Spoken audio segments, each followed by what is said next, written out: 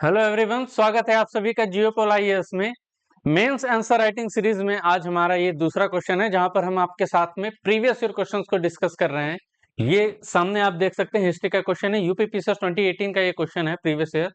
Mahatma Gandhi represents the middle path approach in Indian politics, give a logical explanation. My dear friends, आप लोगों को ये बात मालूम होगी कि अब आपका जो टाइम चल रहा है वो पूरी तरीके से आपकी एनर्जी झोंकने का टाइम चल रहा है कि अब आप मेंस आंसर राइटिंग में अपनी पूरी एनर्जी लगा दीजिए। नेक्स्ट मेंस होने तक आप पूरी तरीके से मेंस रेडी हो जाने चाहिए, क्योंकि यही वो हाई टाइम है कि जब आपको प्रीलिम्स के बाद में आपका अगर हो गया हो तो बहुत बहुत बधाइयां, बहुत बहुत आभार, बहुत बहुत खुशियां उस चीज के लिए। और अगर आपका नहीं हुआ है तो प्लीज आप इस समय का पूरी तरीके से यूटिलाइज कीजिए, क्योंकि यही वह टाइम होता है जहां पर आप अपनी पूरी एनर्जी को यूटिलाइजेशन कर सकते हैं। तो इसलिए मैं आपको लिए जियोपोल आईएएस आपके लिए सीरीज लेकर आया, जहां पर हम इस तरीके से सारे क्वेश्चंस को, प्रीवियस ईयर क्वेश्चंस को आपके साथ में डिस्कस करके आपके साथ में क्वेश्चन को डिस्कस करेंगे, जहां पर हम आपको एकदम जीरो टू प्रो लेवल की हम आपको तैयारी कराएंगे। एट द सेम टाइम आप देखेंगे कि यूपी पीसीएस में कई बार ऐसा देखा गया कि क्वेश्चन एग्जैक्टली सेम तो रिपीट नहीं होता है, बट थीम रिपीट हो जाता है। और ये स्टोरी सिर्फ यूपी पीसीएस की नहीं है, इवन यूपीएससी में भी ऐसा देखा गया है। तो यूपी पीसीएस में आप देखेंगे कि जहां पर आप देख सकते हैं कि वेरी इंपॉर्टेंट टॉपिक जो आपके सामने आपको दिख रहा है, महात्मा गांधी, वो अपने आप में ही एक टॉपिक है कि इतने बड़े इनका एसे से लेके एथिक्स तक हर जगह पर इनका यूज रहता है। और यहाँ पर हम देखेंगे कितना एनालिटिकल ये क्वेश्चन रहता है कि कितने तरीके से ये बात जानने की कोशिश करता है कि आपने स्टडी या फिर कितनी अच्छी गहराई में जाकर पढ़ाई की है। आप देख सकते हैं कि इस क्वेश्चन के जो कीवर्ड्स हैं, कीवर्ड्स को अगर हम ब्लॉक में रखना चाहें तो हम देखेंगे कि बात किनकी चल रही है, ऑब्वियसली किनकी चल रही है, महात्मा गांधी जी की। ठीक है, तो उनके बारे में तो बात करेंगे, बट जो most important, the centre topic, the centre point of the question is, the centre point of the question is the middle path approach. जो मिडिल पाथ अप्रोच है, ठीक है, वो महात्मा गांधी के, उसके बारे में बात करना है। और कहां पर सर, कहां पर? इन इंडियन पॉलिटिक्स। इंडियन पॉलिटिक्स में जो उन्होंने मिडिल पाथ अप्रोच अपनाया है महात्मा गांधी जी ने, उसके बारे में बात करनी है। तो फाइनली हमारे पास में ये कीवर्ड्स तीन आ गए। फर्स्ट इज महात्मा गांधी, जिनके मिडिल पाथ अप्रोच के बारे में बात करनी है, and the third is in Indian politics. But अभी आप देखेंगे कि जो हमने पिछली बार हमने डिस्कस किया था, विच इज टेल वर्ड, तो हमें यहाँ पर टेल वर्ड पता करना है। What is this sir? Tell word. Tell word हमें पता करना है कि what is the tell word. और यहाँ पर अगर हम देखेंगे तो टेल वर्ड हमारे पास में क्या है? Explanation, logical explanation, give logical explanation. तो हमारे पास में टेल वर्ड क्या आ गया सर? एक्सप्लेन। एक्सप्लेन के बारे में मैंने आपको बताया था कि ये किस फैमिली से आता है। एक्सप्लेन वर्ड कहां से आता है सर? इलस्ट्रेट, इल्यूसिडेट। ठीक है, एक्सप्लेन, इल्यूसिडेट, ये कहां से आता है सर? इल्यूसिडेट,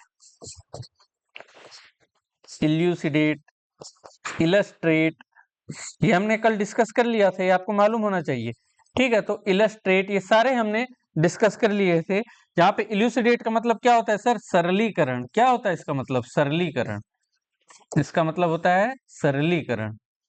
और जो इलस्ट्रेट का मतलब होता है, उसका मतलब होता है उदाहरण के साथ में सरलीकरण। उदाहरण, उदाहरण के साथ, एग्जाम्पल के साथ में जब इसको आप एक्सप्लेन करेंगे, उदाहरण के साथ स्पष्टीकरण, उदाहरण के साथ स्पष्टीकरण। तो जब आप एग्जाम्पल के साथ में इसको बारीकी से एक एक जो इसके एग्जाम्पल रहते हैं उसके साथ में अगर आप इसको एक्सप्लेन करते हैं, तो ये उसी फैमिली से आता है। तब जाके ये क्वेश्चन के जो लॉजिकल वे में जो इस क्वेश्चन को पूछने का जो एक सेंस रहता है, तभी आप उसको फुलफिल कर पाते हैं, द डिमांड ऑफ क्वेश्चन को आप फुलफिल कर पाते हैं। सो फाइनली हमारे पास में जो कीवर्ड है, दैट इज, जो हमारा टेल वर्ड है, दैट इज एक्सप्लेन। तो हमें एक्सप्लेन करना है इस क्वेश्चन को in respect of the middle path approach followed by Mahatma Gandhi. तो चलिए हम अपने क्वेश्चन को स्टार्ट करते हैं। और यहां से हम देखते हैं कि जो हमारे पास में जो बेसिक नॉलेज हमारे पास में महात्मा गांधी जी के मिडिल पाथ अप्रोच को लेकर है, अब हम उससे क्वेश्चन को सॉल्व करते हैं। तो फाइनली हमारे पास में जो आता है जो हमेशा, दैट इज इंट्रो। इंट्रो को हम इस तरीके से पहले डिस्कस कर लेते हैं सर कि इंट्रो हम क्या देंगे, इस क्वेश्चन को लेकर इंट्रो क्या देंगे। इंट्रो देने का वही बेहतर तरीका होता है कि जो क्वेश्चन में इस तरीके से पूछा जाता है, ये बात मैंने देखा है। जो यूपीएससी टॉपर 2018 के जो टॉपर हैं अनुदीप दूरी शेट्टी, उन्होंने इस बात को बताया था। और मैं काफी हद तक इस बात को मानता हूँ कि उन्होंने काफी सही बात इस बात को कही थी कि पिछले 2 अटेम्प्ट में मैंने कई सारे टॉपर्स को भी इस तरीके से करते हुए देखा है कि उन्होंने कहा कि पहले मुझे लगता था कि क्या फायदा डेफिनेशन को इस तरीके से बताने से, क्योंकि एग्जामिनर को तो अच्छे से आता ही है। But at the same time आपको इस बात की नॉलेज होनी चाहिए कि आपको ये बात अपने लिए बतानी होती कि यस सर मुझे ये बात मालूम है, इसलिए आपको वो बात लिखनी होती, ये सोचकर नहीं कि एग्जामिनर को मालूम है, ये सोचकर कि आपको बताना है, क्योंकि केवल रिटन ही वह तरीका होता है जिसके थ्रू आप एग्जामिनर से कम्युनिकेट कर पाते हैं।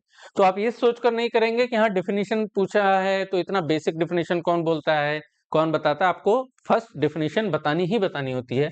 तो हमारे पास में यहाँ पर मिडिल पाथ अप्रोच क्या है, सबसे पहले हम उसको एक्सप्लेन करेंगे, उसको डिफाइन करेंगे अपने इंट्रो में, ताकि हम बॉडी पर इस तरीके से जंप कर सके। सो इंट्रो में हम इस बात को लिखेंगे कि महात्मा गांधी, मैं एमजी लिख रहा हूं, आप लोग पूरा लिखेंगे, महात्मा गांधी आप लोग पूरा लिखेंगे, महात्मा गांधी, ठीक है, followed the path, the Mahatma Gandhi followed the middle path approach, Mahatma Gandhi followed the middle path approach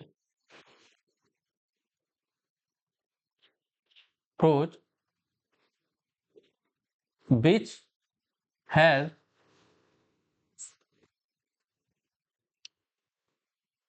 originally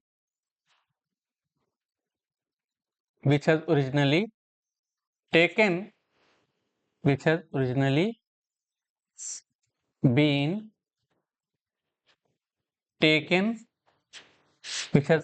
been taken from Buddhist philosophy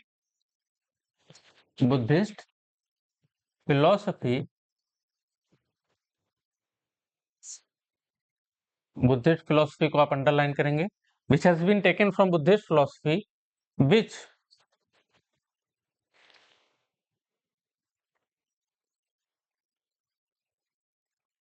neither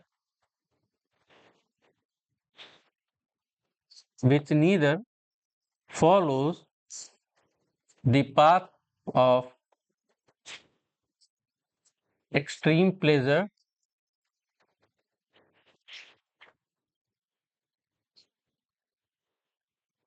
comfort, nor the path of austerity और asceticism। ये क्या लिखा है इसको समझ लेते हैं। गांधी जी ने बुद्धिस्ट फिलोसफी से इसको लिया था, जहां पर महात्मा गौतम बुद्ध जी ने मिडिल पाथ अप्रोच, मध्य मार्ग की बात कही थी। मध्य मार्ग में यह होता है कि आप किसी भी तरीके से ये इस तरीके का जीवन यापन भी नहीं करेंगे कि आपको अगर जीवन में सारी चीजें मिल भी जा रही हैं या फिर आपको नहीं मिली हैं, तब भी आप अपने लाइफ को एक्सट्रीम प्लेजर, एक्सट्रीम कंफर्ट की कुछ करना नहीं है, हमेशा विलासिता में डूबे हुए हैं, एक्सट्रीम कंफर्ट जोन में चले गए हैं कि आपको जितना मिल रहा है कंटेंट आप देखे जा रहे हैं, आपको जितना अच्छा अच्छा फूड मिलता चला जा रहा है आप उसको कंज्यूम किए जा रहे हैं, आपको जितना अच्छा म्यूजिक मिलता चला जा रहा है आप उसको कंज्यूम किए जा रहे हैं, आप अपने पांचों इंद्रियों के वश में इतने आ गए हैं कि आप हमेशा कंफर्ट की जोन में ही रहते हैं। So that is an extreme limit of comfort, extreme limit of pleasure. तो आपको वो भी नहीं करना है, और ये भी नहीं करना है कि आप सेल्वेशन के लिए जा रहे हैं तो अपनी लाइफ को एकदम ऑस्टेरिटी या फिर एसेटिज्म, एकदम तपस्वियों की तरह लाइफ जी रहे हैं कि एकदम पत्थर मिला है तो पत्थर पर ही सो रहे हैं, आपको पत्ते तक नहीं बिछा रहे हैं कि नहीं पत्ता बिछा देंगे तो हो सकता है थोड़ी सॉफ्ट मिल जाए हमें, ठीक है। एकदम आप अपने शरीर को पूरी तरीके से सुखा दे रहे हैं एकदम व्रत के नाम पर, कि एकदम एक बूंद पानी नहीं पी रहे हैं, एक अन्न का दाना नहीं ले रहे हैं, ठीक है। आप जितने भी लाइफ ऑफ एक एसिटिक लाइफ है वो भी नहीं जी रहे हैं, और आप एक्सट्रीम कंफर्ट में भी नहीं जा रहे हैं, एक आप मिडिल पाथ अप्रोच ले रहे हैं, जो कि एक सामान्य व्यक्ति, एक सामान्य मनुष्य के द्वारा, एक ऑर्डिनरी मैन द्वारा उसको किया जा सकता है। और यही रीजन रहता है कि बुद्धिस्ट फिलोसफी या बुद्धिज्म जो है स्प्रेड कर पाया on along the entire south east Pacific nation, south east Pacific nation, yes. तो जो मिडिल पाथ अप्रोच को इस तरीके से जो फॉलो करने की जितनी फिलोसफी रहती है वो एक ऑर्डिनरी मैन इसको फॉलो ही इसलिए कर पाता है क्योंकि ये मिडिल पाथ अप्रोच की बात करता है। और इसी चीज को गांधी जी इस बात को बखूबी जानते थे, इसकी फिलोसफी को बहुत बखूबी जानते थे कि एक आम व्यक्ति जो है, जो भारत का जनमानस है, वह ना ही एकदम कंफर्ट, एकदम टिपिकल, एकदम टफ इन्वायरमेंट में ही रह पाएगा, या फिर आप उसको कह देंगे कि चलो अभी आंदोलन करने तो एकदम निकल ही पड़ेगा कि हाँ चलो ये कर देते हैं, या फिर उससे शांति से बैठा भी नहीं जाएगा क्योंकि उसके ऊपर डेली प्रताड़ना चल रही है, तो शांति से बैठ भी नहीं सकता, और फिर एकदम एक्सट्रीम लेवल पे भी अंग्रेजों से लड़ाई कर नहीं सकता। इसलिए पूरे भारतवासियों को एक साथ में लेकर चलने के लिए जो अप्रोच उन्होंने अपनाया था, that was middle path approach, that has originally been taken from Buddhist philosophy. इसलिए मैंने वहां पे अंडरलाइन कर दिया, बुद्धिस्ट फिलोसफी को आप अंडरलाइन कर लेंगे। ठीक है, इंट्रो के सेकंड पार्ट को भी इस तरीके से हम देखेंगे कि आप इस बात को भी बताएंगे कि मिडिल पाथ अप्रोच से हुआ क्या था। तो उसको अगर हम करें तो पैराग्राफ चेंज करके आप इसको इस तरीके से लिखेंगे कि Gandhi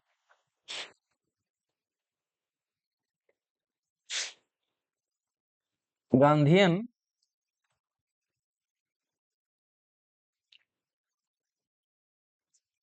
middle path Gandhian middle path approach helped इन, किस चीज में हेल्प किया था? Creating what?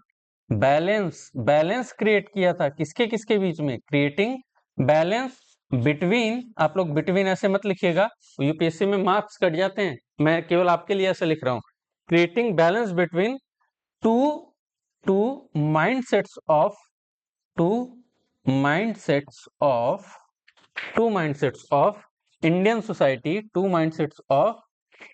सोसाइटी जो भारतीय समाज है उसमें दो तरीके की जो मानसिकताएं रहती हैं कि या तो ऐसे ही होगा या तो वैसे ही होगा। जो इस तरीके अभी हम देखेंगे कि कौन कौन से वो दो माइंडसेट रहते हैं। ठीक है, माइंडसेट को आप इस तरीके से इन्वर्टेड सिंगल इन्वर्टेड कॉमास करके अंडरलाइन कर लेंगे। Gandhian middle path approach help in creating balance between two mindset of Indian society which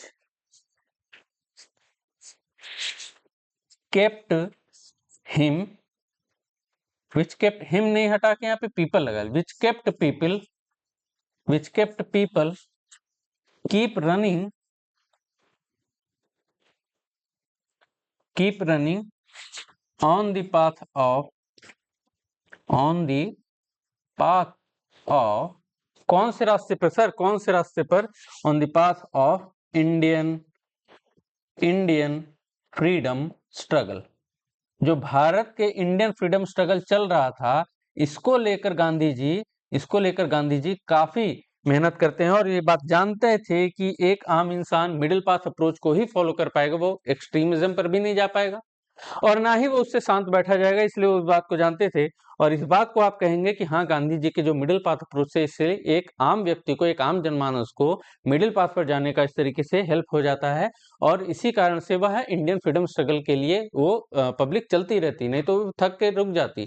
ठीक है, और इसी बात को लेकर हमारा एक बढ़िया सा इंट्रो तैयार हो जाता है जो कि आप देखेंगे कि ये काफी इम्पैक्टफुल रहेगा क्योंकि गांधीयन के मिडिल पाथ अप्रोच का जो मेन जो यूटिलाइजेशन है वो हमें इस तरीके से मोल्ड करना है ताकि हम दिखा सकें कि इंडियन पॉलिटिकल सिस्टम में, जो कि क्वेश्चन में लिखा है कि इंडियन पॉलिटिकल सिस्टम में उसका, इंडियन पॉलिटिक्स में उसका क्या योगदान रहता है। तो इंडियन पॉलिटिक्स का एक बहुत बड़ा पार्ट इंडियन फ्रीडम स्ट्रगल रहता है। तो आप इस तरीके से बता देंगे कि हाँ सर, इंडियन फ्रीडम स्ट्रगल में गांधी जी के मिडिल पाथ अप्रोच से काफी हेल्प हुई थी और एक लिया कहाँ गया था? बुद्धिस्ट फिलोसफी से लिया गया था। तो एक इंट्रो में ही आपने एक जिस्ट दे दिया पूरे क्वेश्चन का। ठीक है, अब चलते हैं हम अपने बॉडी की तरफ। बॉडी के लिए अगर हम चलेंगे तो बॉडी के अंदर भी आप देखेंगे कि आपको एक ही बार में एक व्यू के अंदर टेबुलर फॉर्म में या फिर एक डायग्राम के फॉर्म से आप जो क्वेश्चन ने पूछा है उसको डायरेक्ट एक ही जगह पर एक ही बार में आप अगर दे देते हैं तो उससे काफी हेल्प हो जाती है और एग्जामिनर के ऊपर इसका काफी बढ़िया इंपैक्ट पड़ता है।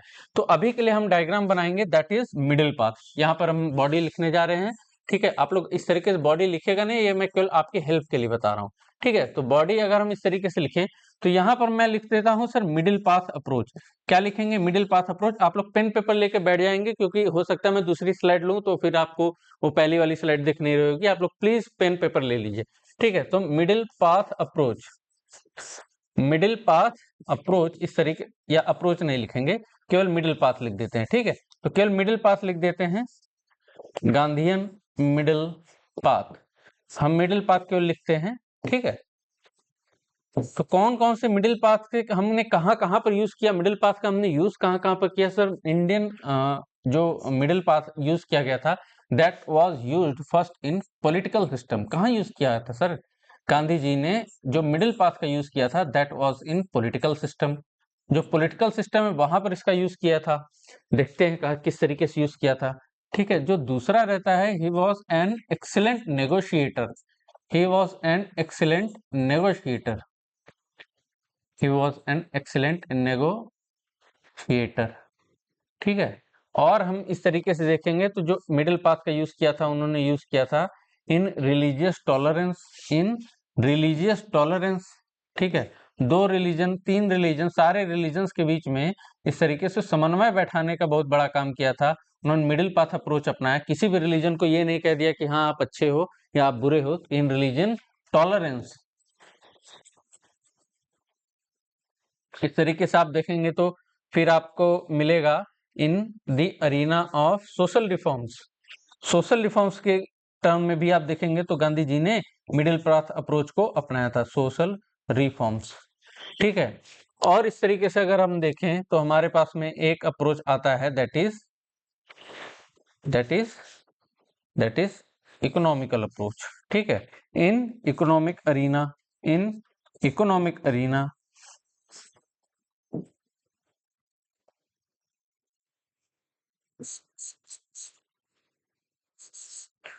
और कहां पर आता है सर, और उन्होंने जो यूज किया था that was in freedom struggle, that was in Indian freedom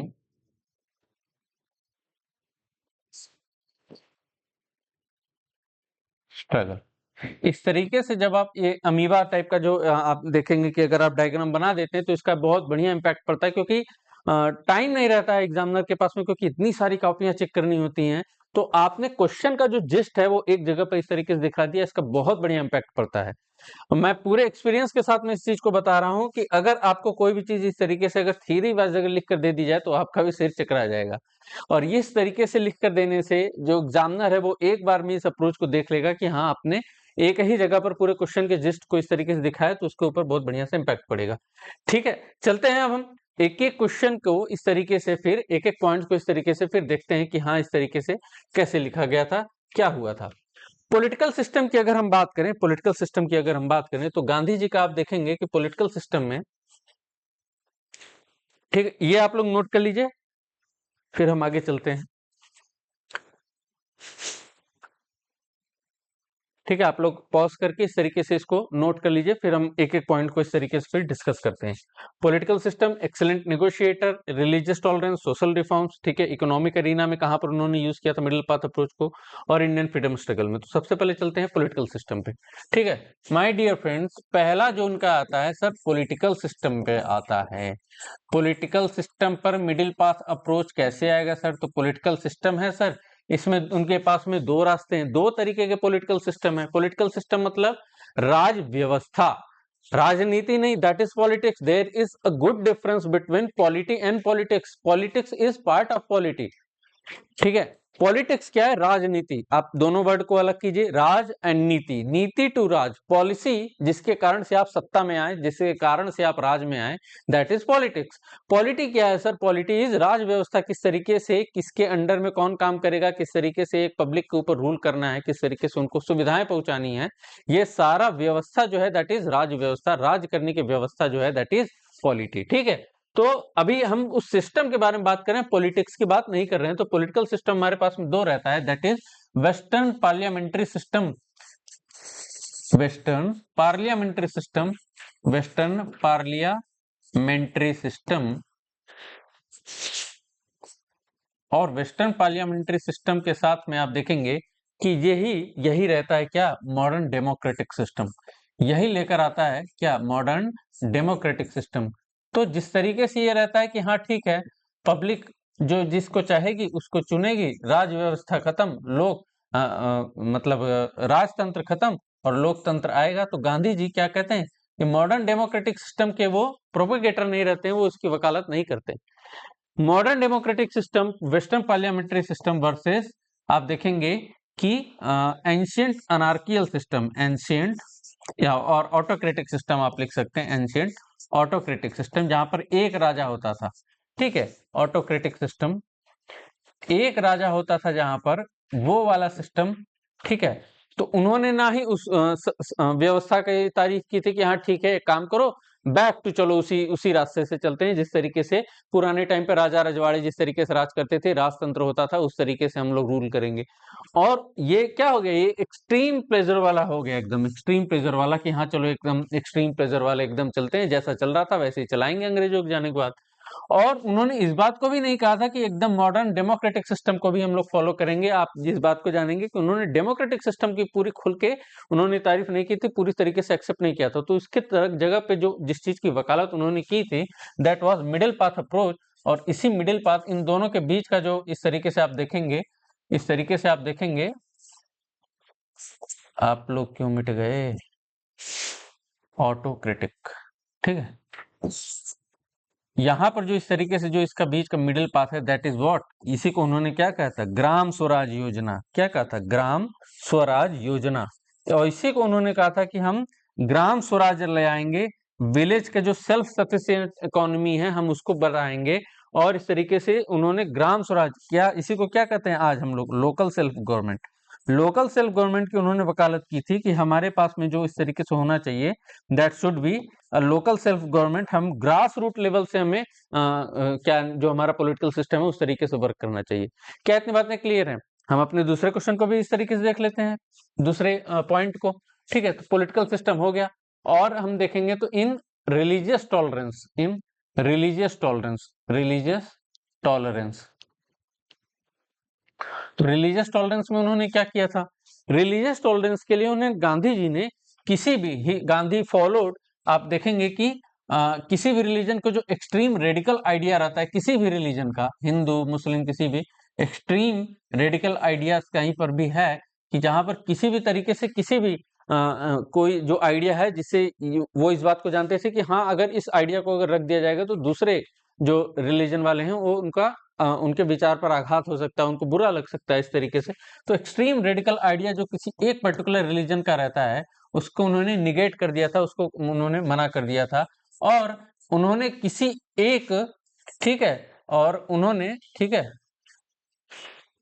extreme radical idea को तो उन्होंने मना किया था। और साथ में इंडिविजुअल, जो आप देखेंगे इंडिविजुअल, जो किसी एक पर्टिकुलर रिलीजन का इंडिविजुअल ऑस्टेरिटी रहती है, ठीक है, ऑस्टेरिटी रहती है, उस आइडिया को भी उन्होंने मना कर दिया था। जहां पर कि एक रिलीजन का अपना एक पर्टिकुलर कोई व्यक्ति इस तरीके से इंडिविजुअल रूप से अगर तपस्वियों की तरह रह रहा है, उस आइडिया को भी उन्होंने मना कर दिया था। तो उन्होंने किस पॉलिसी को अपनाया था सर, तो मिडिल पाथ अप्रोच, जो कि हो गया यही वर्सेस वाली जगह पे मैं लिख दे रहा हूं से। तो जो मिडिल पाथ अप्रोच उन्होंने अपनाया था, दैट वाज स्पिरिचुअल प्लूरलिज्म को उन्होंने अपनाया था। स्पिरिचुअल स्पिरि उन्होंने जो अपनाया था that was spiritual spiritual pluralism, जहां पर आप देखेंगे कि हर रिलीजन को उन्होंने इस तरीके से जितनी भी अच्छी अच्छी बातें रहती हैं उसको उन्होंने प्रमोट किया था। और आप देख लेंगे कि इंडिविजुअल ऑस्टेरिटी में आप देखेंगे कि जहां पर जितनी धर्म कर्म की बातें रहती है उसकी बातें वो कम करते हैं। और स्पिरिचुअल प्लूरलिज्म, जहां पर हर एक का बहुवाद, मतलब जो स्पिरिचुअल लेवल पे जो बहुवाद है उसका उन्होंने इस तरीके से प्रमोट किया रहता है कि आप देखेंगे जब उन्होंने कहा था वैष्णव जन तो तेने कहिए जे पीर पर आई जानी रे, जहां पर इस तरीके से उन्होंने इस बात की वकालत की थी कि आप किसी भी तरीके से किसी अगर दूसरे व्यक्ति का अगर आप कष्ट जान रहे हैं, उनका कष्ट दूर कर रहे हैं, तभी आप वैष्णव जन है। जहां पर उन्होंने एक गॉडलीनेस की जो बात रहती है उसकी उन्होंने जो प्रोपोगेट किया था, वो इसलिए नहीं कि आप गॉड की पूजा कीजिए, बल्कि इससे कि अगर आप स्पिरिचुअल वे में अगर आप किसी दूसरे व्यक्ति की हेल्प कर दे रहे हैं तो उससे आपकी जो है कि स्पिरिचुअल प्लूरलिज्म दिखाई देता है। ठीक है, तो उन्होंने इस तरीके से एक रिलीजियस टॉलरेंस को इस तरीके से अप्रोच, रिलीजियस टॉलरेंस को इस तरीके से उन्होंने सोसाइटी में एग्जिस्ट कराने की बात कही थी। और इसका बहुत बढ़िया एग्जांपल आप देखते हैं कि जो मिडिल पाथ अप्रोच अपनाया और फिर इसके इंडियन फ्रीडम स्ट्रगल में जो हमें हेल्प मिलती है, दैट वाज ड्यूरिंग, एग्जांपल में आप लिख देंगे, that was during what, non cooperation movement. Non cooperation movement में फिर हमें इससे हेल्प मिलती है, नॉन कोऑपरेशन मूवमेंट। ठीक है, तो हमें नॉन कोऑपरेशन मूवमेंट में इस तरीके से उससे हेल्प मिलती है। और इस तरीके से आप देखेंगे कि रिलीजियस टॉलरेंस में भी इस गांधी जी के इस फिलॉसफी से, मिडिल पाथ अप्रोच से हमें हेल्प मिलती है। ठीक है, थर्ड अगर हम देखेंगे तो that was social reforms. Social reform क्या था सर? सोशल रिफॉर्म में गांधी जी ने किस तरीके से मिडिल पाथ अप्रोच को अपनाया था? सोशल रिफॉर्म में आप देखेंगे कि एक होता है कि ऑर्थोडॉक्सियल थॉट, ऑर्थोडॉक्सियल थॉट क्या रहता है सर? ऑर्थोडॉक्सियल थॉट, ऑर्थोडॉक्सियल सिस्टम थॉट या फिर सिस्टम आप लगा लें, तो ऑर्थोडॉक्सियल सिस्टम क्या रहता है, क्या रहेगा सर? ऑर्थोडॉक्सियल सिस्टम में क्या क्या आ जाएगा सर? सती आ जाएगा, और क्या आ जाएगा? चाइल्ड मैरिज आ जाएगा, चाइल्ड मैरिज आ जाएगा, और क्या आ जाएगा? विडो रीमैरिज आएगा, नो विडो रीमैरिज। ठीक है, विडो रीमैरिज को उन्होंने मना किया था, मतलब ऐसा ऑर्थोडॉक्सियल सिस्टम रहता है कि विडो रीमैरिज को वो मना करता है। व्हाट? ऑर्थोडॉक्सियल सिस्टम। तो ऐसा था क्या कि गांधी जी ऑर्थोडॉक्स थे? नहीं, गांधी जी किसी भी तरीके से जितने भी ऑर्थोडॉक्स रहते हैं, जो रूढ़िवादिता रहती है, उसको उन्होंने मना कर दिया था, उसका खंडन कर दिया था। और एट द सेम टाइम ऐसा भी नहीं है कि वो एकदम एक्सट्रीम मॉडर्निटी पर आ गए कि हाँ आपकी बहुपत्नी या बहुपतिवाद पर आप क्या कहते हैं कि इस तरीके से फिर आप कूद पड़ो। जिस तरीके से आप देखेंगे कि वेस्टर्न लिविंग स्टाइल में आपको देखने को मिल जाएगा। ठीक है, तो modern orthodoxical thought system and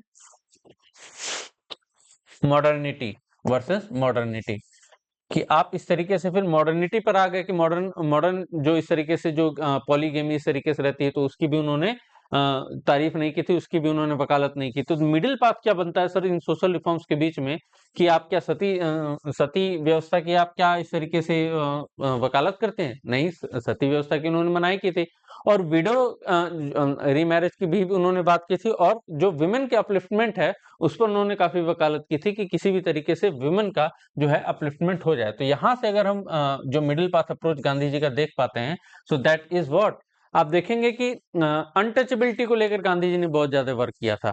communal award इस तरीके से जब मिलता है 16 अगस्त 1932 में, ठीक है, कम्युनल अवार्ड जब मिलता है, कम्युनल अवार्ड कब मिलता है? इन 16 ऑफ अगस्त 1932 में जब मिलता है। ठीक है, तो गांधी जी ने इसकी काफी आलोचना की थी कि ये क्या हो गया, और उन्होंने ही कहा था कि नहीं, हमारे ही काम रहते, जब सेकंड राउंड टेबल कॉन्फ्रेंस में वो इस तरीके से जाते हैं और इस तरीके से उनको एक सेपरेट एंटिटी कह दिया जाता है जो माइनॉरिटीज रहते हैं, और गांधी जी ने कहा था माइनॉरिटीज हिंदू से अलग नहीं, minorities are part of Hindus. ठीक है, और उन्होंने इस बात की भी अवहेलना की थी कि अगर आपने किसी भी तरीके से माइनॉरिटीज को अगर मेन जो हिंदू मेन स्ट्रीम है, अगर आपने उससे उनको अलग कर दिया, तो अनटचेबिलिटी और उनके जो अपलिफ्टमेंट का जो टास्क रहता है, जो वर्क रहेगा, उस पर वर्क नहीं किया जा सकेगा अगर आपने एक बार उनको अलग कर दिया। और ये गांधी जी इस बात को जानते थे, इसीलिए आप देखेंगे कि upliftment of poor, upliftment of women and upliftment of minorities, इस पर गांधी जी ने काफी वर्क किया था, जिसका परफेक्ट एग्जांपल है कि जब 16 अगस्त 1932 में कम्युनल अवार्ड दिया गया था। ठीक है, तो फिर गांधी जी ने उसी को लेकर 20 से 24 सितंबर 1932 तक उन्होंने भूख हड़ताल कर दी थी, जिसके बाद में फिर पूना पैक्ट साइन किया गया रहता है। ठीक है, पूना पैक्ट साइन किया गया रहता है। तो यहां से हम देखते हैं जब 24 सितंबर 1932 को फिर इस तरीके से जब पूना पैक्ट साइन होता है, तब फिर महात्मा गांधी इस तरीके से, अंबेडकर साहब इस बात को मान जाते हैं कि चलिए ठीक है, अब हम सेपरेट एंटिटी होकर जो सेपरेट इलेक्टोरेट का उनको मिला रहता है, तो उन्होंने इस बात को मना कर दिया था। तो गांधी जी को देखेंगे कि आप ऑर्थोडॉक्सियल सिस्टम को उन्होंने मना कर दिया था, और मॉडर्निटी को भी उन्होंने मना कर दिया। उन्होंने मिडिल पाथ अप्रोच अपनाया कि ऑर्थोडॉक्सियल सिस्टम तो हम नहीं रहने देंगे, बट हम मॉडर्निटी को भी नहीं अपनाएंगे। हम ऐसा नहीं कि मॉडर्निटी के चक्कर में अपना जो कल्चरल रूट है, हमारा कल्चरल रूट, ठीक है, उसको भी हम इस तरीके से मना कर देंगे। तो ही वॉज नॉट इन अ वे कि हम अपना कल्चरल रूट छोड़ देंगे, अपने हम कल्चरल रूट को भी पकड़े रहेंगे। जिस तरीके से हमारे देवी देवता हैं, जिस तरीके से हमारे यहाँ पूजा पाठ हो रही है, हमारे यहाँ जिस तरीके से स्वराज का बात है, ग्राम स्वराज की बात है, जिस तरीके से हमारे यहाँ सफाई की बात रहती है, गॉडलीनेस की बात होती है, cleanliness is next to godliness, हम सारी उन तरीके के जो हमारे कल्चरल रूट्स हैं, हम उनको भी फॉलो करते रहेंगे। तो इस तरीके से आप देखेंगे कि सोशल रिफॉर्म में भी गांधी जी जो देखते हैं, गांधी जी ने मिडिल पाथ अप्रोच अपनाया। तो हमारे पास में 3 जो हैं पॉइंट्स हो चुके हैं। तो फर्स्ट इस पॉलिटिकल सिस्टम, उन्होंने ग्राम स्वराज की बात की थी, उन्होंने वेस्टर्न डेमोक्रेसी, ठीक है, modern democratic system, western parliamentary system, उसकी भी उन्होंने अवहेलना की थी, और एंशिएंट ऑटोक्रेटिक सिस्टम की एक राजा उसके मन में जो कुछ भी आ रहा है वो उस तरीके से आदेश दे देता था और उस तरीके से काम होता था, तो उसकी भी उन्होंने अवहेलना की थी। इस क्रम में आप देखेंगे तो फिर रिलीजियस टॉलरेंस होता है। रिलीजियस टॉलरेंस में उन्होंने किसी भी रिलीजन का, चाहे हिंदू हो, मुस्लिम हो, सिख हो, ईसाई हो, किसी भी रिलीजन के रेडिकल आइडिया को उन्होंने मना कर दिया था, जहां पर जिसके स्टेक पर दूसरा रिलीजन आ जाता था। और उन्होंने इंडिविजुअल ऑस्टेरिटी पर भी जोर नहीं दिया कि हाँ ठीक है, एक काम करो, आप लोग अपने अपने घर घर में अपना अकेले अकेले पूजा करो। उन्होंने जिस चीज की वकालत की थी दैट वाज स्पिरिचुअल प्लूरलिज्म, जहां पर बहुवाद रहता है कि मतलब सारे धर्मों को मिलाकर जो उसके एक कोर, एक बढ़िया सा जो आइडिया रहता है, उसको उसकी उन्होंने वकालत की थी, जिसमें से एक आप जानते हैं कि वैष्णव जन तो तेने कहिए पीर पराई जानी रे। एंड द सेकंड वाज कि उन्होंने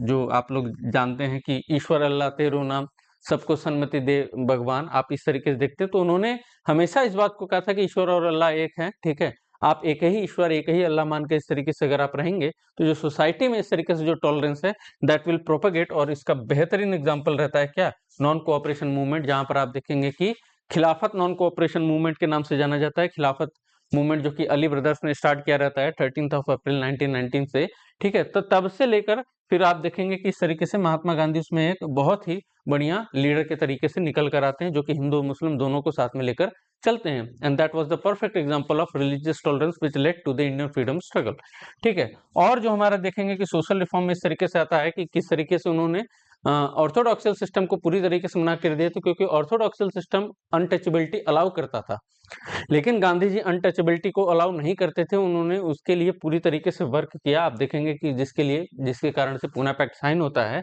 और कल्चरल रूट को भी उन्होंने इस तरीके से नहीं कहा, ऑर्थोडॉक्स तो नहीं थे, लेकिन ऐसा भी नहीं था कि उन्होंने अपने कल्चरल रूट को त्याग दे दिया, कल्चरल रूट को भी उन्होंने पकड़े रहा, मॉडर्निटी को भी नहीं एक्सेप्ट किया था उन्होंने। क्या इतनी बातें हमारी क्लियर हैं अब तक? पॉलिटिकल सिस्टम, रिलीजियस टॉलरेंस और सोशल रिफॉर्म हमारे हो चुके हैं। अब हमारे पास में जो इस तरीके से बचता है that is after religious reforms, जो हमारे पास में था that was freedom struggle and in economic arena. तो हमारे पास में जो फोर्थ पॉइंट है that is in economic arena.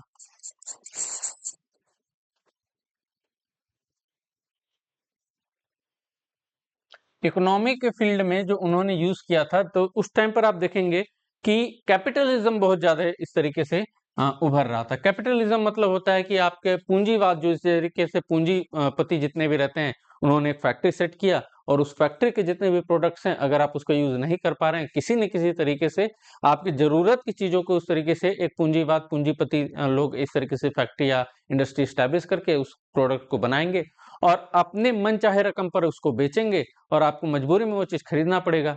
नहीं होगा तो ऐसा होगा कि आपको मजबूर कर देंगे ये सोचवाने को कि यार ये प्रोडक्ट मेरे लाइफ में नहीं है, क्या ऐसा तो नहीं है कि अगर ये प्रोडक्ट मेरे लाइफ में आ जाएगा तो लाइफ जंगालाला हो जाएगी मेरी।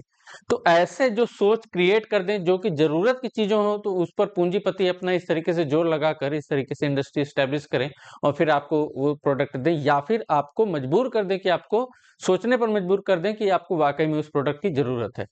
तो जो इस तरीके से जो कैपिटलिस्ट माइंडसेट रहता है, तो उसके वजह से जो आप देखेंगे कि जो एक्सप्लॉयटेशन होता है, तो क्या उसका उन्होंने तारीफ की थी? नहीं सर। तो exploitation bye capitalism, exploitation bye capitalism, तो इसकी उन्होंने अवहेलना की थी, ठीक है। एक्सप्लॉयटेशन बाय कैपिटलिज्म, उन्होंने इस बात की भी अवहेलना की थी कि नहीं नहीं, कैपिटलिज्म किसी भी तरीके से हावी नहीं होना चाहिए। और अगर कैपिटलिज्म नहीं है तो फिर क्या रहेगा सर? कम्युनिज्म रहेगा। कम्युनिज्म मतलब सर कुछ भी किसी भी प्राइवेट के हाथ में नहीं होना चाहिए।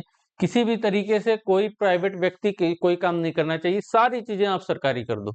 सारी चीजें आप किस तरीके से कर दो सर? सोशल कर दो, कि हर एक चीज पर किसका हक है? सबसे पहले सोसाइटी का हक है। आप इस तरीके से सोसाइटी का ही सब कुछ है, इसमें गवर्नमेंट का कुछ उसमें प्राइवेट एंटिटी का कुछ लेना देना नहीं है। तो उन्होंने कैपिटलिज्म वर्सेस सोशल जो कम्युनिज्म है उसके बीच में भी एक बढ़िया सामंजस्य बैठाया। उन्होंने कहा ना ये रहेगा ना ये रहेगा। उन्होंने जो इसके बीच का जो मिडिल पाथ अप्रोच अपनाया that was the concept of trusteeship.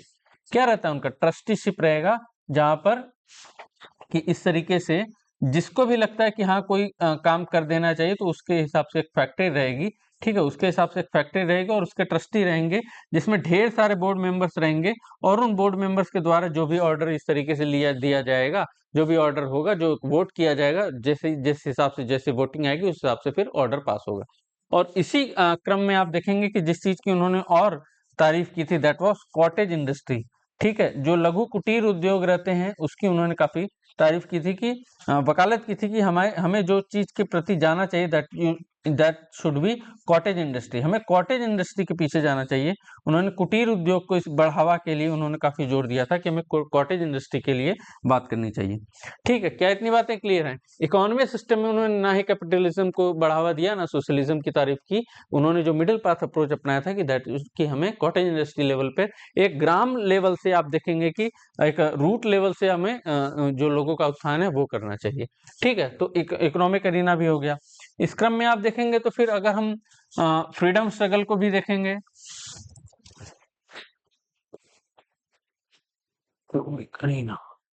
और हमारे पास में जो रहता है that was sir freedom struggle. Freedom struggle में उन्होंने क्या यूज किया था सर? फ्रीडम स्ट्रगल में उन्होंने जो यूज किया था दैट वाज क्या, उन्होंने एक वायलेंट एक्सट्रीम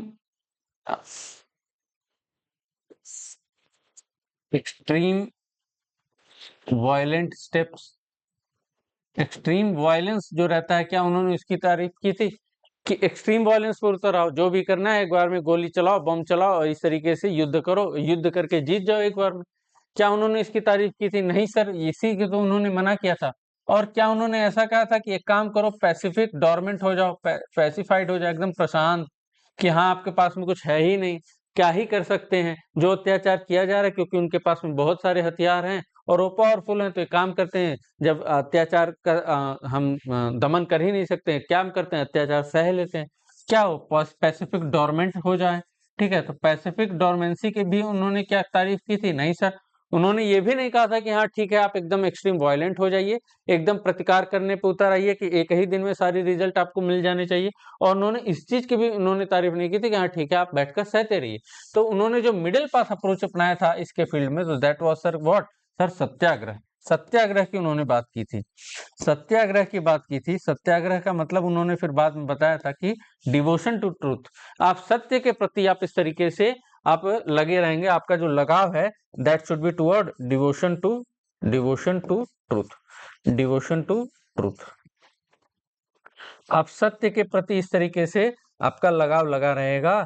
और इसी में उन्होंने बताया था कि सत्याग्रह का ये मतलब कभी नहीं होता है, सत्याग्रह का ये मतलब कभी नहीं होता है कि आपके ऊपर जो भी अत्याचार हो रहा है तो आप उसका प्रतिकार एकदम वायलेंट रूप से करें। हाँ, उसका ये भी मतलब नहीं होता है कि आप उसको चुपचाप सहते रहें। आप उसके लिए जो आप यूज करेंगे that should B non violent protest. आप इस बात को उनको बताते रहेंगे कि सर आपके द्वारा लिया गया जो स्टेप है सर वो हमें पसंद नहीं आ रहा है और उसके लिए हम किसी भी कीमत पर जा सकते हैं। तो नॉन वायलेंट प्रोटेस्ट की उन्होंने काफी तारीफ की थी, जिनमें से काफी सारे एग्जांपल आपको मालूम होंगे। That first was non cooperation movement, NCM करके मैं लिख रहा हूँ। Second was sir civil disobedience movement, ये भी आपको मालूम होगा। ठीक है, इसी क्रम में फिर आप देखेंगे कि आगे चल के क्या इंडिविजुअल सत्याग्रह, आईएस के तरीके से मैं लिख दे रहा हूं। तो non cooperation movement, civil disobedience movement and individual Satyagraha, इसकी उन्होंने काफी तारीफ की थी कि हमें जो उनका स्टेप रहता है वो ये नहीं रहता है हमेशा कभी भी कि आप देखेंगे कि एकदम एक्सट्रीम वायलेंट हो गए, ना ही वो गरम दल से बिलोंग कर रहे थे, ना ही एकदम नरमी पे रहते थे कि हाँ ठीक है जो भी हो रहा है उसको हम सह लेंगे। क्या हमारी इतनी बातें क्लियर हैं? तो फ्रीडम स्ट्रगल के भी आप देखेंगे कि he was never violent nor he was dormant, कि हाँ एकदम पैसिफिक पॉलिसी की उन्होंने तारीफ की थी। इस क्रम में अगर हम देखेंगे तो ही was an excellent negotiator, he was an excellent negotiator, excellent negotiator. Excellent negotiator sir कैसे थे? एक साइड पे रहते थे कौन? ब्रिटिश रहते थे। एक साइड पे कौन रहते थे? ब्रिटिश रहते थे या फिर कैपिटलिस्ट रहते थे। और एक साइड पे कौन रहते थे? और एक साइड पे कौन रहते थे सर? हम इंडियंस रहते थे, इनोसेंट इंडियंस। और इनोसेंट इंडियंस और इंडियंस ही लिख देते हैं, चलिए।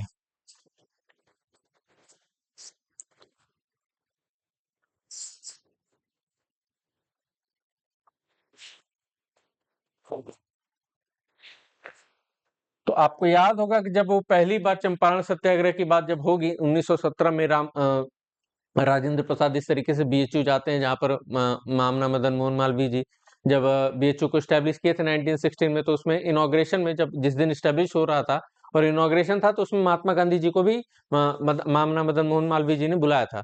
तो वहां से फिर राजेंद्र प्रसाद आते हैं, फिर उनको लेकर फिर इस तरीके से जाते हैं बिहार। ठीक है, तो राजेंद्र प्रसाद जी जो रहते हैं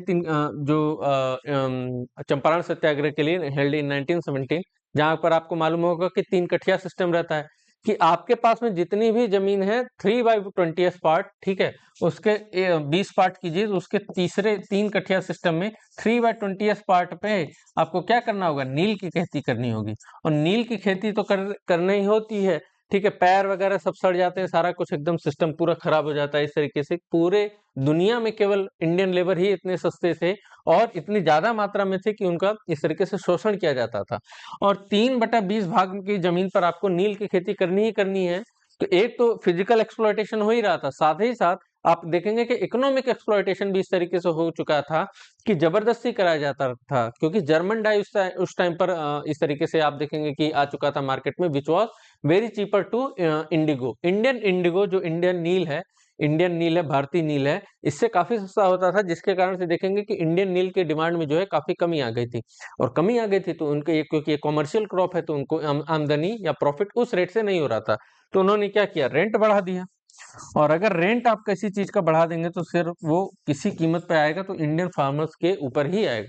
और इसलिए उन्होंने क्या कहा था सर, यहाँ पर जो इंडियन किसान रहते हैं वो क्या कहते हैं कि नहीं सर, हमारे ऊपर बहुत ज्यादा एक्सप्लॉयटेशन हो रहा है। फिर गांधी जी वहां जाते हैं इस तरीके से, और गांधी जी वहां पर खड़े होकर इस बात को कहते हैं कि ठीक है, एक काम कीजिए, जितना भी हमसे फाइन लिया गया है सारा का सारा वापस कीजिए। उन लोगों ने, फिर अंग्रेजों ने कहा कि तुरंत उस जगह को आप छोड़िए, नहीं तो आपको जेल में डाल देंगे। गांधी जी ने कहा तुरंत जेल में डालिए, हम तो हटेंगे नहीं।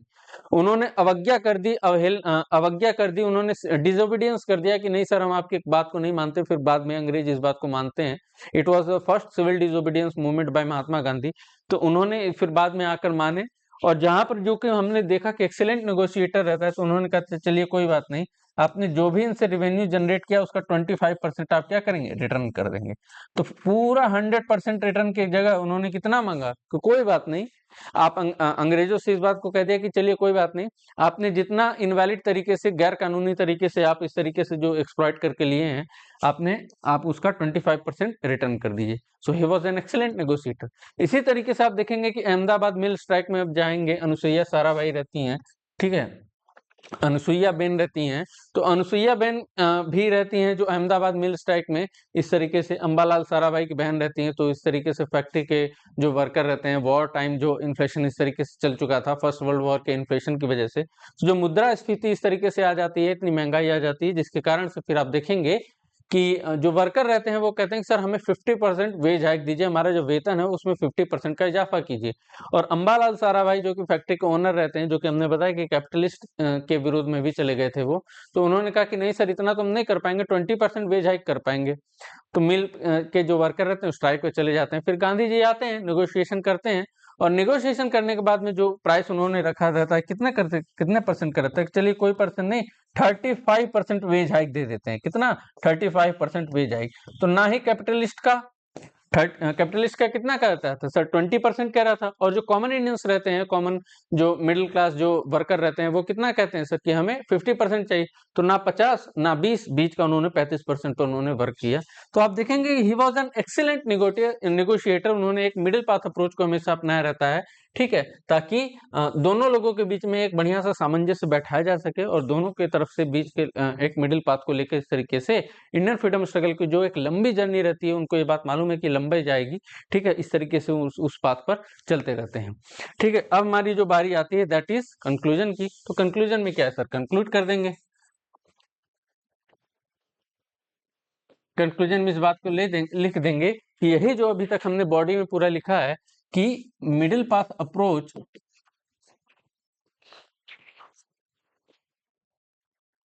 मिडिल पाथ अप्रोच, यहां पर हिंस लगा देंगे, hints, middle path approach helped, middle path approach helped Mahatma Gandhi to unite, किसको एक एक करना है sir, unite Indians in terms of religion, ठीक है, पॉलिटिकल सिस्टम, पॉलिटी, ठीक है, और क्या है माइंडसेट। हम इस बात को जरूर लगाएंगे कि सर जो अलग अलग माइंडसेट के होते थे उनको भी इस तरीके से उन्होंने एक साथ में लेकर चला है, ठीक है। Middle path approach help Mahatma Gandhi to unite Indians in terms of religion, polity and mindset and kept moving and kept moving in field of kept moving in path of Indian freedom struggle। Indian freedom struggle में इस तरीके से फिर आप इस बात को लिख देंगे कि हाँ सर, इससे उन्होंने काफी सारे लोगों को एक ही प्लेटफॉर्म पर ले आने पर इससे गांधी जी को हेल्प मिली थी मिडिल क्लास अप्रोच की वजह से, और इसके कारण से फिर वो आजादी को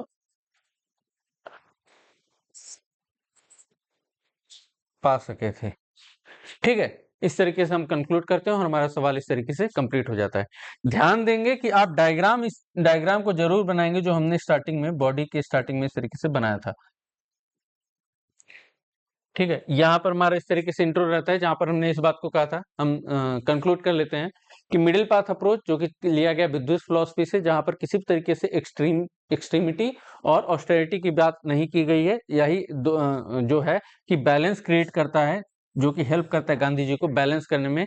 it help Gandhi to create balance between two mindset, ठीक है। अब इसके बाद में हम बॉडी पे अगर हम जाएं तो बॉडी में ये हमारा डायग्राम रहेगा जहां पर हम बताएंगे किस तरीके से पॉलिटिकल सिस्टम में गांधी जी ने कॉटेज इंडस्ट्री जो रहता है कि मॉडर्न डेमोक्रेटिक सिस्टम और जो पुराना हमारा एंशिएंट ऑटोक्रेटिक सिस्टम रहता है उसके बीच में एक सामंजस्य अपनाया था। ही was an excellent negotiator. Ahmedabad mill strike और चंपारण सत्याग्रह में इस तरीके से हमने एग्जाम्पल देखा किस तरीके से कि मिल वाले ने कहा कि नहीं सर हम 20% ही वेज हाइक देंगे, वर्कर्स ने कहा कि नहीं सर हमें 50% चाहिए, तो गांधी जी ने नेगोशिएशन करके मिडिल पाथ अप्रोच लेते हुए 35% लिया, दोनों को खुश रखा। इन रिलीजियस टॉलरेंस में आप देखेंगे कि वो हिंदू और मुसलमान दोनों को साथ में लेकर चलते थे। नॉन कोऑपरेशन मूवमेंट में इसका सबसे बेहतरीन एग्जांपल है, ठीक है। उन्होंने किसी भी रिलीजन के रेडिकल आइडियाज को एक बार में एक्सेप्ट नहीं किया था, उन्होंने मिडिल पाथ अप्रोच अपनाया। सोशल रिफॉर्म में आप देखेंगे कि वो ऑर्थोडॉक्स नहीं थे, बट इसका ये भी मतलब नहीं था कि वो इंडिया के एंशिएंट कल्चरल रूट को भी इस तरीके से त्याग दिए थे, इंडिया के कल्चरल रूट को मानते थे। और ऑर्थोडॉक्सल सिस्टम जो कि upliftment of poor and women and upliftment of जो माइनॉरिटीज रहते हैं, जो अनटचेबिलिटी रहती है, उसको उन्होंने सिरे से नकार दिया था। उन्होंने सोशल रिफॉर्म पे इस तरीके से वर्क किया था, ठीक है। इकोनॉमिक अरीना में आप देखेंगे कि उन्होंने कैपिटलिस्ट माइंडसेट को भी इस तरीके से उन्होंने मना किया था कि नहीं सर हम कैपिटलिस्ट माइंडसेट के हिसाब से नहीं चल सकेंगे, उनका गरीबों का शोषण नहीं करने देंगे। और उन्होंने सारी चीजें कम्युनिज्म के हिसाब से भी नहीं चलने की बात कही थी। उन्होंने इसके बीच का जो सामंजस्य बैठा था दैट वाज कॉटेज इंडस्ट्री। और इंडियन फ्रीडम स्ट्रगल में नॉन वायलेंट, जो कि आप देखते हैं कि गांधी जी के जो फिलोसफी रहती है, हाँ कंक्लूजन में इस बात को आप लोग लिख लेंगे। चलिए कंक्लूजन में हम लोग देखते हैं, ठीक है। तो कंक्लूजन में आप लोग इस बात को लिख दीजिएगा कि the middle path approach, hints the middle path approach help Gandhi in creating in having the philosophy of truth and non violence, ठीक है। जिसके कारण से फिर आप देखेंगे कि इसीलिए गांधी जी जाने जाते हैं कि उन्होंने हमेशा ट्रुथ एंड नॉन वायलेंस के पाथ को अपनाया था, ठीक। पॉलिटिकल सिस्टम में ये देखिए western parliamentary system and ancient autocratic system के बीच में उन्होंने सामंजस्य बैठा है। ये हमारा रिलीजियस टॉलरेंस हो गया, ठीक। इस तरीके से हमारे सारे क्वेश्चंस कंप्लीट होते हैं। फ्रीडम स्ट्रगल भी इस तरीके से जहां पर उन्होंने सत्याग्रह की बात की थी, और एक्सेलेंट नेगोशिएटर रहते हैं जो कि हमने अभी देखा। और ये हमारा कंक्लूजन रहता है, यहीं पर आपने ये ट्रूथ एंड नॉन वायलेंस वाले कीवर्ड को भी लगा लेंगे। He followed the it helped in Gandhi, it helped Gandhi following the path of truth and non violence, ठीक है। क्या हमारी इतनी बातें क्लियर हैं? ठीक, चलें तो आज के लिए इतना ही, ठीक। अगली बार हम फिर आपके लिए एक प्रीवियस ईयर क्वेश्चन लेकर आएंगे और हम इस तरीके से फिर आंसर राइटिंग को आपके साथ में करेंगे from very basic to pro level, ठीक। तब तक के लिए नमस्कार, जय हिंद।